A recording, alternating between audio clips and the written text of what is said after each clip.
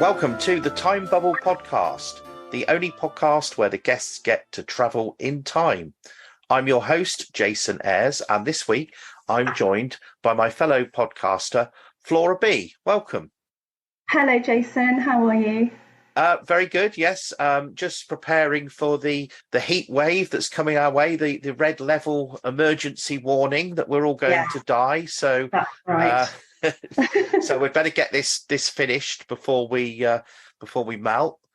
Of course, by the time before the world explodes, yeah. Of course, by the time this goes out in a couple of weeks, it'll probably be pouring with rain, and so this little conversation will seem completely redundant. It will. Well, I hope it rains because I've just got an allotment, so I'm praying for some rain. Very good. So you've got a podcast as well. Tell us a little bit about it. It's very new, very fledgling. I think I've done 4 now or 3, I can't remember. It's called Sound in the Gears, and it's just really a way of having those conversations that you wish you could sit down and have with people. But yes, I mean, I think the best podcasts perhaps are ones where people, just do have conversations that flow freely, which is sort of what we intended to do with this. You can start with a loose idea and see where the conversation goes.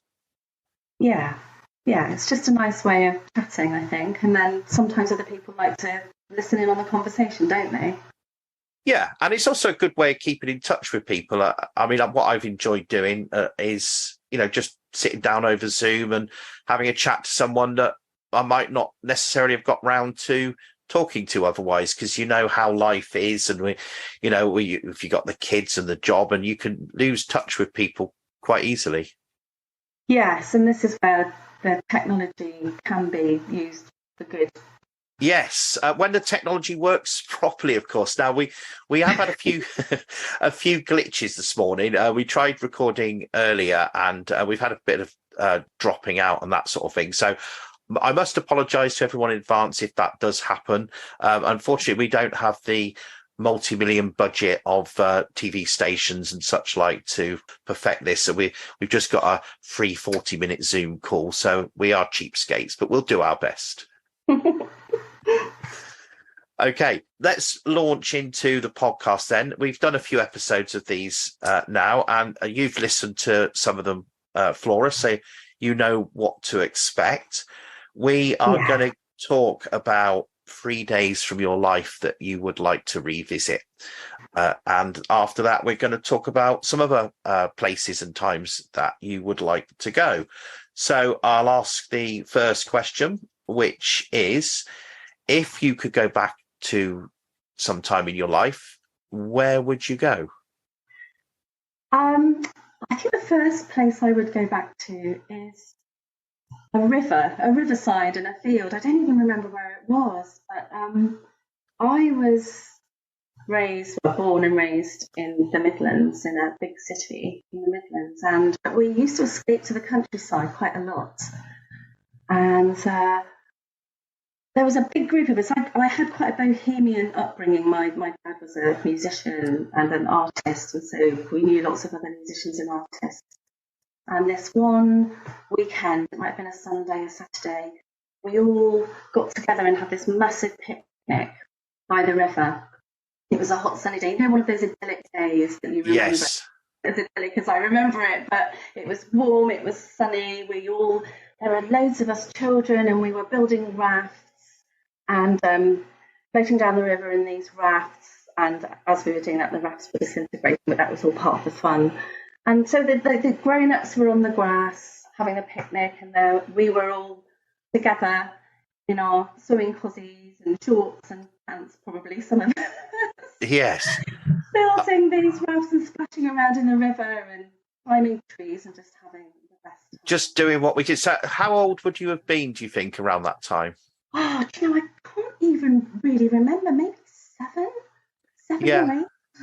Yeah, I've got many similar memories from that age. I mean, I'm old enough to remember the summer of 1976, which people always talk about because it was the heatwave summer, and we lived in a village near the River Thames, and we used to go down there all the time. And like you say, there was, I think families were different, and there was always, there was an uncle and granny would come and sit in the deck chair, and everybody sort of seemed to do all these things together because we had so many of the family that lived in the village at the time. Whereas what's happened now, perhaps it doesn't happen so much, is that families have scattered all over the country for various reasons. So you might not have these big get-togethers in the same way. Yeah, although it does seem to happen more with sort of friends these days. But I think about this. I just have this the Led Zeppelin video that I can't remember, which has got a castle in it, and I'm sure there's a bit in it where someone is walking up the steps in this castle, and it's got that sort of freaky, top of the pops, psychedelic overlay on it. Whenever I've seen that, it just reminds me of that day. Yeah. Where the adults and the guitars and the singing and music being created and playing. And I've just got that vision in my head, and I just think it's very Enid Blyton. Yes, not a mobile phone in sight. Oh no, not a mobile phone in sight. Those were the days. It's interesting the stuff you said about swimming in the river, because one of the bugbears I have about modern life is that anything that's enjoyable is jumped on by the health and safety police. And swimming in, well, they call it wild swimming and such like, don't they, is really discouraged now. I mean, when we were that age, we used to go down to the Thames and go swimming in there all the time unaccompanied. I mean, maybe perhaps, we think of that sort of level of freedom. It wouldn't be allowed now, but we got a nannying message from the school warning about all the dangers of the summer for the children, and it just went on and on over pages. And one section of it was about, on no circumstances ever go swimming in the river, it's dangerous, there's broken glass in there. And it said some rivers, if you got in, they've got steep banks and you might not be able to get out, and you'll get tired and you'll drown. And another thing it said was, the water in British freshwater lakes and rivers never gets above 11 degrees C, even in midsummer, which is a complete lie, by the way. It's much warmer than that. Yeah. But it was this whole letter we got was just designed to stop the fun. Yeah, stop the fun. Don't have any fun. When you talk about, your day that you mentioned there, it's such a contrast to how the modern world is. I had a very free range child. They call it free range childhood now. I don't know. I was one of those children that was told, 8 o'clock in the morning, whenever it was. I was bought a watch for was it my 7th birthday? Well, no, it was Christmas. It was 7th Christmas, and shoved out the door in the morning and told not to come back at tea time. Yeah. It was very much. Yeah, it was very much like that, and I don't think it is now for many children. I think it's the advent of cars. I think there are so many cars on the road now, aren't there? That much more dangerous. I mean, when I was little, when I was a child, we would be playing in the road. Yeah. And there were very few cars around. I sound like I was born in the 1940s or something. It does seem like another world, but you mentioned Enid Blyton earlier, and I remember devouring all those books when I was probably 8, 9, 10 years old. And even then, those books had been written probably, because Enid Blyton died in about 1970, I think. Most of those books were sort of written in the 50s. But the world of the 1970s was still quite relatable to the content of those books. I know that, the famous five used to do that. They would go off for the day to have their adventures. And I can't remember how old the children were in those books, but I'm guessing they were around sort of 10, 11 years old. That sort of appealed, didn't it? That world of freedom. Yeah, and it felt like, I was a massive fan of Enid Blyton as well. And I devoured all the books, the famous 5, Secret 7. Yeah. And and I also grew up in one of the old 2 up, 2 down houses with an outside loo and no inside bathroom, outside loo, old shed, or what was it, concrete coal bunker, Yeah. the outside. So I sort of feel that I dipped a toe in that very old world as well. And we moved there from there when I was 9, but I distinctly remember growing up in that house. So I could still, I sort of had a link to the past, if you like, from growing up in that kind of a house. Yeah. No central heating and fireplaces in every room and fires in every room. My grandparents' house was the same, and they had the outside toilet, which I remember used to freeze over in the winter, and the fireplaces in the coal bunker, and they used to keep chickens out the back, and have a little, rather than having their own allotment, they had it all in their back garden. And of course, that's all gone now. When they died, the person that took over the house sold all the land behind for flats, and now it's just another modern house.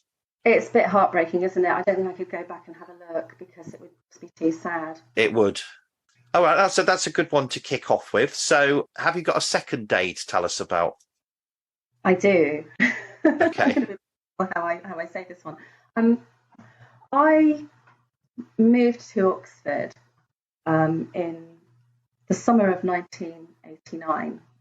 Well, I would have been around too, because I'm born and bred there, and I was at college and working there at that time. So I know it well. Yeah, I wonder if our paths cross. Sometimes when I listen to you and London Radar, and you talk about Oxford, and I'm thinking, I wonder if our paths cross. It's possible. Yeah.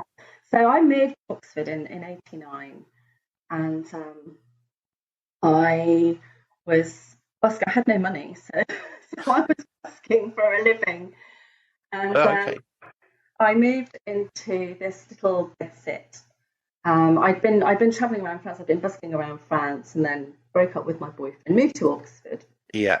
Took my guitar into town and was busking in town.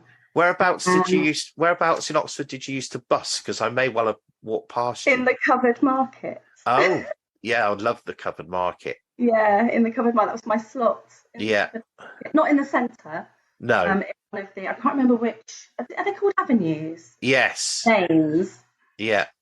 Yeah. So one of those avenues or lanes. That was my spot. And I met other musicians through that.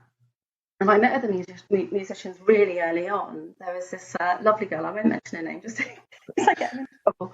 Okay. But this violinist was just standing and listening, and he said, come to the pub later, I'll introduce you to some more musicians. This was like within my first week or two. So I went off to, now was it the Blue Boar? Might have been the Blue Boar or the Bear or the Wheat Sheaf. One of those pubs. The Wheat Sheaf had a big music scene at that time, and they often used to have bands and stuff in there, so it could have been there. Well, they were just out the back having a pint. So I went to them. I went along with my guitar after busking, went in them.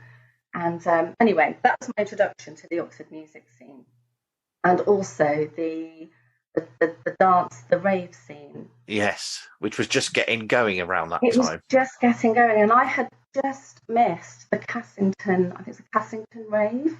Yeah, I lived about 2 miles from Cassington, so I think I remember that.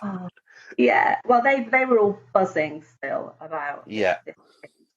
And so I started hanging around with these people, these ravers and musicians, and then I was asked one day if I fancied going on a picnic. So me being me, I was like, yeah, shall I bring something? And they were like, no, a picnic. That sort of picnic. It was one of those sorts. It was a special picnic. Yes. So it was my very first time taking, I'm just going to call it E, I think, rather than getting into trouble by calling it anything else. And it was the time when white doves were around. Yeah. Yeah. So I went on this picnic, and we were all in the Lamb and Flag. The Lamb and Flag. Oh, I love the Lamb and Flag. It's gone now. It's closed, sadly. Well, I read that it's supposed to be reopening. Yeah, it's been a bit on and off. I signed a petition a while back to try and keep it open, but I don't know what the latest is. But I love that place. Yeah, well, we were sort of hanging around there, and we were all out the back.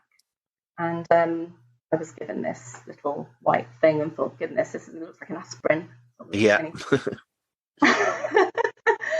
And yeah, it was, well, let's just say that really changed the course of my life, which sounds quite dramatic, but a summer of doing that just completely rewired my brain. It opened your mind. Yeah, it didn't just open my mind. My mind was fairly open, Yeah. but it really did rewire my brain. I was quite introverted, which sounds mad because if you're a musician, people think that you're an extrovert. You know, there you are standing in front of people playing, but it's not like that. So I was quite an introvert, but it turned me into much more of a open, extroverted person.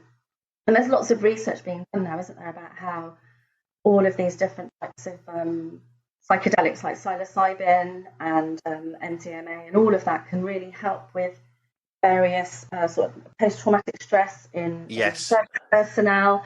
So there's lots of really interesting research being done now on how these things that were banned and seen as really awful can actually really help people. Yes. So I rewired my own brain in the 90s, I guess. Yeah. 1999 in the 90s, and I had the best time of my life. Yeah, 6 years of busking, meeting people, partying. It was just, yeah.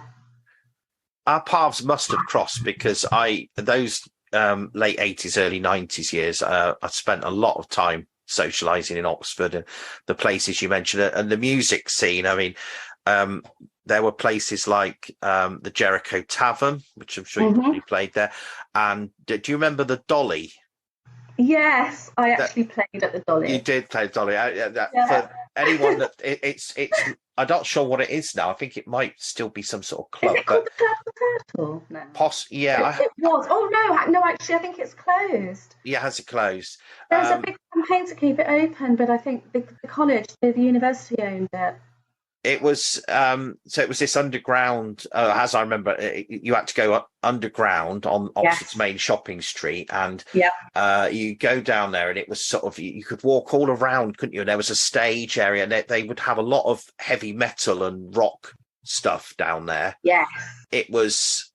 I don't. I maybe call it sort of spit and sawdust. It was quite basic, wasn't it? It was the very wooden basic. floors. I think spit and sawdust. But that was part of its charm. And it felt very sort of vibrant and rebellious down there. You felt that almost like it was somewhere you shouldn't be. Yes, and I felt like that. Do you remember the Gloucester Arms? Oh yes, the biker pub. I loved that place. That was very biker pub, and there was quite the gothic element used to get in there. I was a goth. Well. Yeah. I was a goth. Before I started doing the ravey thing, more cyberpunk, I was a goth. Yeah. Well, that's still there. I mean, I don't live in or around Oxford anymore, so I haven't been out drinking there. It's one of these things that I sometimes think, should I go stay for a weekend? But again, it's like, you know that all the best places are gone, and I know a lot of the pubs I used to drink in don't even exist anymore. And it did change, didn't it, during the 90s? I don't know if you remember that George Street started to get all these chain places like O'Neill's and All Bar One and all this Weatherspoons, and that's not my thing at all. No, it did start to change. I mean, I think the late 90s, the whole vibe changed because the drugs changed. Yeah. So you had these, I mean, like anything, you had bad people started to take advantage of that scene, and when the drugs changed and got harder and nastier, everything just kind of, obviously people got older and sort of went on their own lives, so you can't really, I mean, some people carried on living that life. Yes. Yes. You can't do that all your life, can you? Well, you have to ease off at some point because the body can't take it. I mean, it was more drinking than drugs with me. But when I think about the amount of alcohol I used to drink in the 90s, if I drank like that now, I probably wouldn't last. Constitution's better, isn't it, when you're younger? You can really take some punishment when you're You younger, can. physically. You can, and it's not the same now. But no, okay. Well, no, it's good to talk about Oxford because I have so many fond memories. So, have you got a third day for us? I do have a third day, and this was a day. This is on the other side of the world now. I went travelling around Southeast Asia in, when was it, 2001? Okay, The sort of over from November 2001 to around April 2002.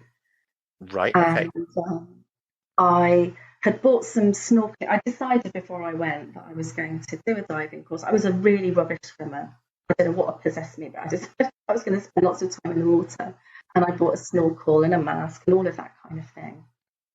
And I did a bit of travelling around Thailand to start with, and ended up in Koh Tao, where I did a diving course. But before I started my course, I'd fixed all my snorkeling gear on and put my head down into the sea with my mask on, and this whole new world was there beneath the water. It was magical. It was just, I think, probably one of the most magical days. so you've got all the different types of fish and flora and Yes, fauna under there. So the colours were just, I mean, if anyone's ever been snorkeling in this country or gone underwater in this country, it's all right, but you know, there are it's a lots bit of murky. brown things. Yeah, yeah, So this was just like Technicolor. It's a little bit like, you know, The Wizard of Oz. yes. You know the song The Wizard of Oz, where it starts off in black and white, doesn't it? And then it switches to colour. And then it switches to colour. Yeah, It was like that. It was just like putting my head under the water, and suddenly this whole world of colour, like psychedelic colour almost. yeah, I'd only never ever known fish to be brown or silver, yes. and these were just So every this colour. was almost like an aquarium. Yes, yeah, you can imagine the most colourful aquarium ever. Yeah, It was like that. It was, and I was hooked. I was wow. absolutely hooked. And as someone that didn't really swim, I just went, and that was it. And actually, snorkeling in Thailand was what taught me to swim. I sort of started swimming accidentally. Yeah. Do you still do that now? Well, not here. There's not really many opportunities in the sewage-filled rivers of of England. Well, Kimmeridge is quite good. Kimmeridge in Dorset, Kimmeridge Bay. Yes. Nice clear sea. That's quite interesting as far as snorkeling or diving in the UK goes. But no, if you want colour, you have to go somewhere tropical. Yeah, it's not something Yeah. that I've ever really done, but it's one of those things that I'd like to do, like many things in life. I highly recommend it. Yeah. You know, when you do something, it's like going to Glastonbury for the first time. You know, Yeah. that first experience, you can never recreate that. No, I mean we've Putting my talked. head in the water for the first time and seeing that, I can never recreate that sense of magic. I literally took an intake of breath. It was just magical. Yeah, I mean that's one of the sort of themes of the podcast, really, because by being able to go back to the actual day and relive that first experience again, you will hopefully still feel that experience because it will be as it was, like you say about the first time going to Glastonbury or wherever. Whereas if you go back to the same place 20 years later, it's invariably a disappointment because it can never recapture how it was. No, and I don't think you can recapture. I suppose so much time has passed now that I guess if I did that again, I would probably feel that same sense of Yeah. awe. But yeah, I would have stayed in Thailand if I hadn't got friends and family over here. It was just beautiful. It's a lovely country, lovely people. Yes. Moving on, we've got a couple of other questions to ask. And the next one is if you could go anywhere in space or time, past, present, or future, and step into someone else's shoes for a day, who would you choose? I would be Gerald Durrell in Corfu between the two world wars. So this would be around the time that the time that he described in his book, My Family and Other Animals. Yes, that's such a funny book. I love it. It's a great book, great read. Yes, and it's been made into various TV series and film, I believe, as well. Yeah, and the most recent one with Keely Hawes as Mrs. Turrell. She's fantastic in that. She's really good. I didn't like her in Ashes to Ashes. No, I've in seen her in fact, quite a lot of things, but I haven't yeah, seen that one. I remember the one that they made in the 80s with Hannah Gordon. I don't remember watching that, and I've sort of seen a couple just to compare. It's very different. I mean, the latest series with Keely Hawes in it is really good. I would recommend that. It's on Amazon Prime. I shall look for that. Yeah. So what appeals to you about the Corfu of the 1930s? Oh well, first of all, I'm a sun worshipper, so it's warm. Yes. It's. I think the scenery, the sea. I'm a water baby as well. I love the ocean. I love the sea. It's why we moved down here to Devon rather than landlocked Oxford. And I think that era between the two world wars, even in this country, was a time of there was like a lull, wasn't there? A lull. Yes. There was peace. There was hope. The landscape was very different. It hadn't been industrialised. Not to a great degree. Not what I call industrialisation now, with all Yes. the roads and yeah. And also the sense of wonder he had as a boy in his element. Well, yeah, With with all the wildlife that was on the album, yes, because that's a strong feature of his work. yeah, and so his all of his first days as well. You know, if he could go back, all of those days where he would discover scorpions or spiders, or that sense of wonder that he had, discovering all these amazing new creatures in Corfu, and just those Yes. lazy days wandering around the island, chatting to the locals, and just growing up somewhere like that must have been amazing. And of course, it's in the days before mass tourism, which I would imagine if he could see parts of Corfu now, he would probably be horrified, because having travelled around, I went to quite a lot of Greek islands, sort of in the early 90s and so on, and you could see the way that things were changing with the tourism. So I mean, Corfu is a good example. I flew into there when I was traveling around some other islands, and I didn't get a very good impression from what I saw, because I only really saw the airport and one of the resorts. But then we took a boat over to one of the neighbouring islands. I don't know if you've been there, called Paxos. No, I've never been to the Greek islands. No. I'd Oh, like to go. okay. Well, it was a very tiny place where tourism had hardly started. And it was very different to Corfu. There was only like two small villages on the island, and there was a small sort of square and a couple of bars where the tourism was just getting started. But if you wandered out sort of into the back of the village, you'd find these little places where somebody had got part of a cardboard box and just scrawled Taverna on it.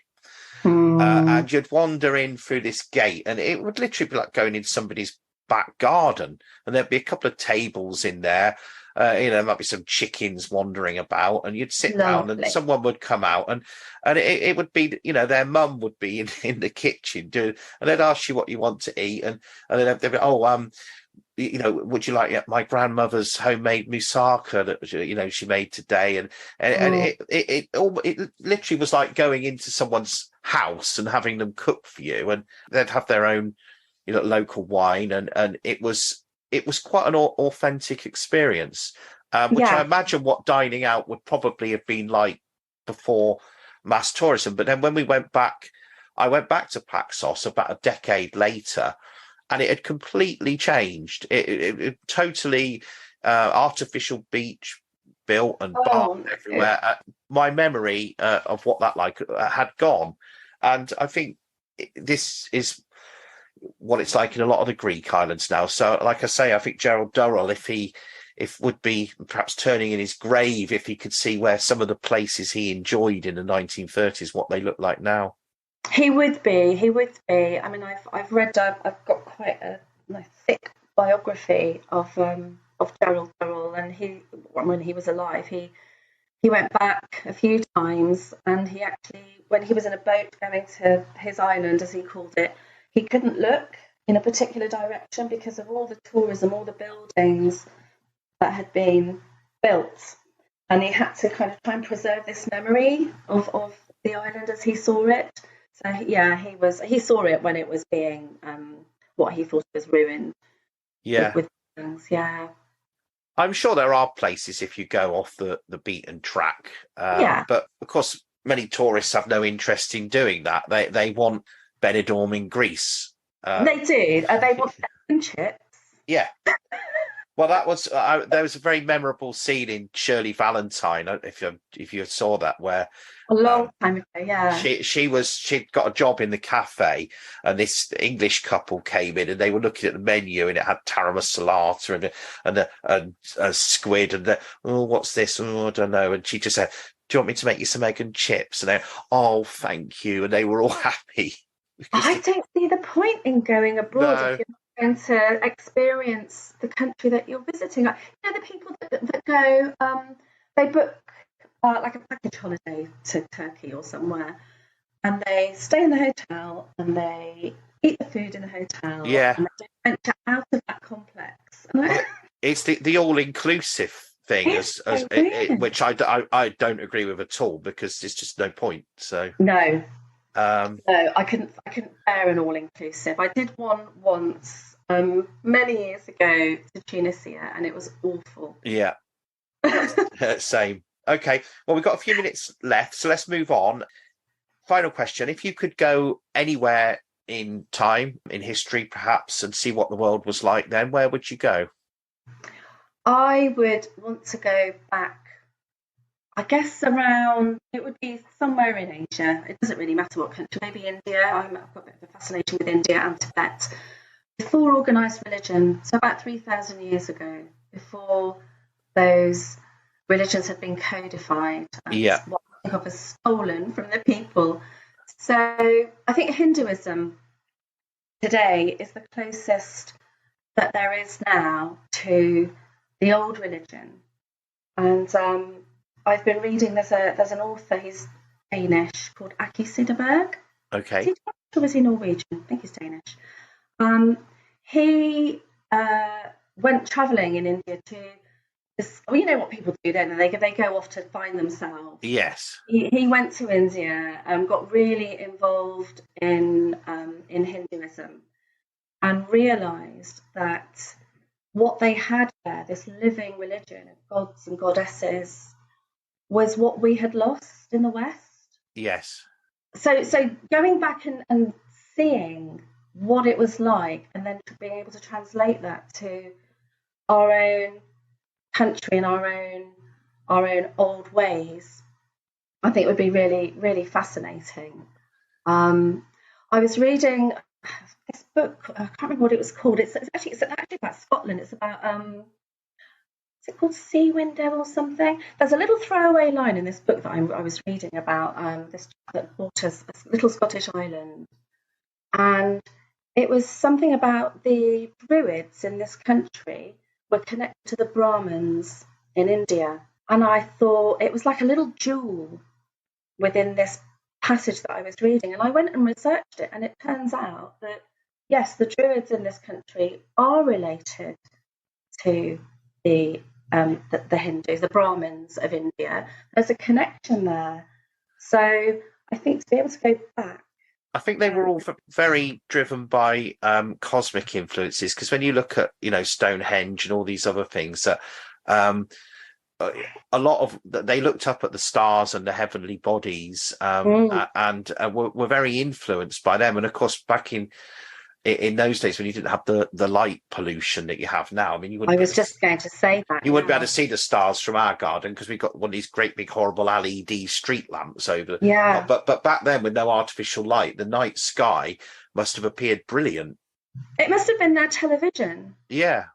Really, I just think it would have been amazing. I would love to go, and if I could travel around each of those countries like India and then Tibet, and just like I'm fascinated by the Tibetan Bon, although it was pronounced Bon, but it's spelled Bon, Bon. Tibetan Bon religion, which still does exist.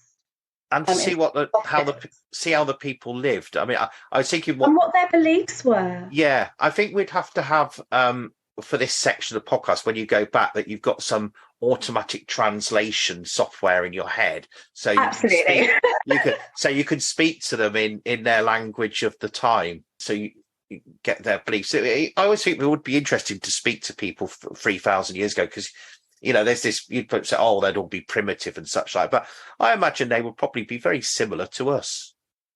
I think, well, this would be a whole other podcast, but I think, like Graham Hancock says, I think we're a species with amnesia. I think we had technology in the past that we don't understand now. I've come across this website called archaic.com, and the buildings in South America, these blocks that are very curvy, and they all fit together, and they say you can't fit a cigarette paper between them. Somebody posted it was on Twitter actually a week ago, a corn cob, and how the kernels sat in this corn cob, not one of our modern ones, in linear rows, but this old corn cob from South America. And it mirrors, or the buildings, that those stones, those blocks mirror how those kernels of corn sit within this ancient cob of corn. But they still can grow it. It's one of those multicoloured ones. It's got like red corn and yellow corn in this same cob.